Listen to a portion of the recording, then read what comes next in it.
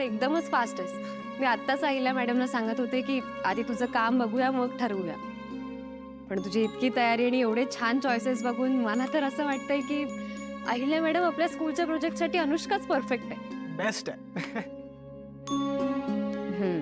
अनुष्का, तुला तर माहितीच आहे की आम्हाला ती शाळा इको फ्रेंडली करायची आणि म्हणून तुझ्या एक्सपर्टीजची गरज पडली. आणि मला असं वाटतं की आता आमचं एकमत झालंय की दिस वर्क. सो तुम्ही एक काम करा, मला तुमच्या स्कूल प्रोजेक्टच्या ब्लूप्रिंट्स द्या. मी थोडा अभ्यास करते त्याच्यावरती आणि मग नेक्स्ट मीटिंगला लेट्स सी काय होतं आणि काय नाही ते. ब्लू प्रिंट्स आय थिंक ऑफिसमध्ये आहेत ना. पण प्रिया आणि प्रीतम आज बाहेर चालले आहेत आणि मला पण फॅक्टरी व्हिजिटला जायचं आहे. तर आज ब्लू प्रिंट्स शक्य नाही होणार मला असं वाटतं. अहिल्या मॅडम, आदित्य सर आहेत ना ऑफिसमध्ये? हो. ग्रेट. मी त्याच रस्त्याने चालली आहे. सो मी जाता जाता ऑफिसमधून पिक करते आणि I will work on that. Perfect. बाकी तुम्हाला कोणत्या शीट्स पिक करायच्यात मला सांगा आणि let's work on that. Okay? नक्की.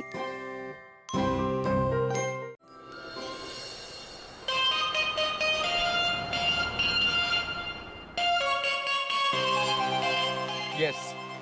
No I have Aditya sir Kirloskar group of companies दिवसेंदिवस यशाचं नवीन शिखर गाठते. याचं श्रेय Thank you. कुणाला द्या?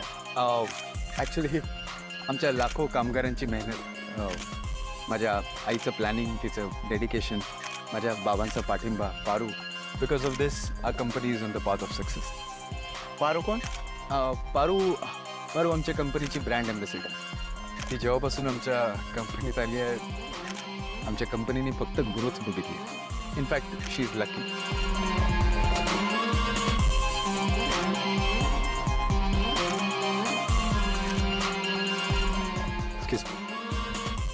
Hey, sorry.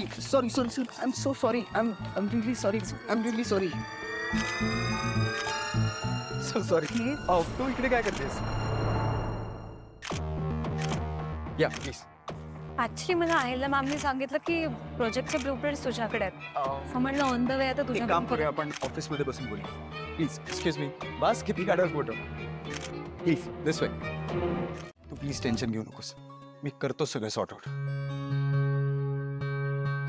अरे आदित्य, कधी पण इंटरनेटमुळे सगळीकडे बातमी पसरली आहे. मला असं वाटतं बिझनेसला खूप मोठा लॉस होणार आहे. लवकरात लवकर काहीतरी करायला पाहिजे, नाहीतर बातमी पसरेल. हो हो हो हो दामिनी काकू, हो लवकर केलं पाहिजे म्हणून टेन्शन घेऊन काही होणार आहे का? तू तू प्लीज प्लीज शांत हो.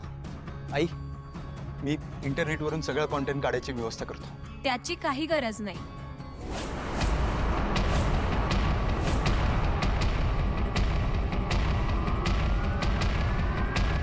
मी सगळं डिलीट केलंय. कसं? मीडियामध्ये काही जण ओळखीचे आहेत आणि ज्या काही फेक पोस्ट आउट झाल्या होत्या त्याही डिलीट केल्या. बरं गेलं. पण ह्या सगळ्याचा तुलाही त्रास झाला असेल, तेवढंच टेन्शन आलं असेल ना. नाही मॅम, जे काही पब्लिश झालंय ते काही चुकीचं नव्हतं. हो, वाईट का वाटेल?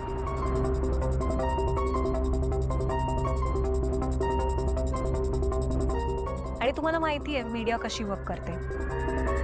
त्यांनी मला आणि आदित्यला एकत्र पाहिलं आणि त्यांनी फोटोज क्लिक करून त्यांच्या हिशोबाने तर्क लावले.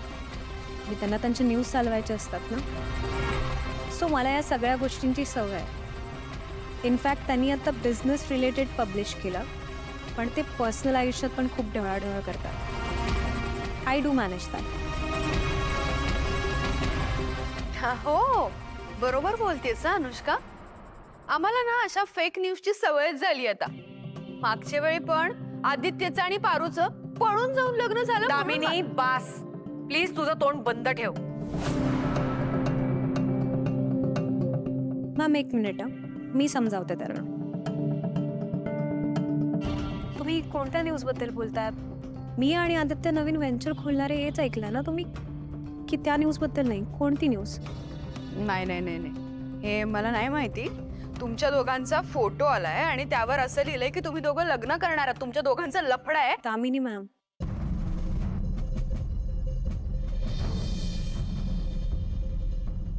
नाही, लफडं हा शब्द माझा नाहीये. मुळात ही भाषाच माझी नाहीये. जे लिहून आलं ते वाचलंय मी. मॅम, कोणी काहीही छापू दे, आपल्याला आपली बुद्धी वापरायला पाहिजे ना. आणि अशा फेक न्यूज बरेचशा सेलिब्रिटीज बाबतीत येतात. मोठं असण्याची, श्रीमंत असण्याची, प्रसिद्ध असण्याची हीच तर किंमत मोजावी लागते. मग यांना घाबरून जाऊन डिस्टर्ब होऊन बसलो, काम कधी करणार? आणि सगळ्यात इम्पॉर्टंट म्हणजे पर्सनल लाईफ कधी जगणार? मला एक गोष्ट समजत नाही, एक मुलगा आणि एक मुलगी एकत्र आली की त्यांची जोडी लावली पाहिजे, हा कोणता न्याय आहे? त्यांच्यात मैत्रीचं नातं असू शकतं, एक व्यवसाय असू शकतो, किंवा गुरु शिष्याचं नातं असू शकतं, किंवा अजून काही असू शकतं. पण एक मुलगी आणि मुलगा एकत्र आले की त्यांचं लग्न लावून टाकायचं, हे काय? लग्न ही खूप खाजगी बाब आहे. ज्याला लग्न करायचंय त्याला त्या व्यक्तीबद्दल मनातून वाटलं पाहिजे, मनातून फिलिंग्स वाटल्या पाहिजेत, इमोशन्स वाटले पाहिजे.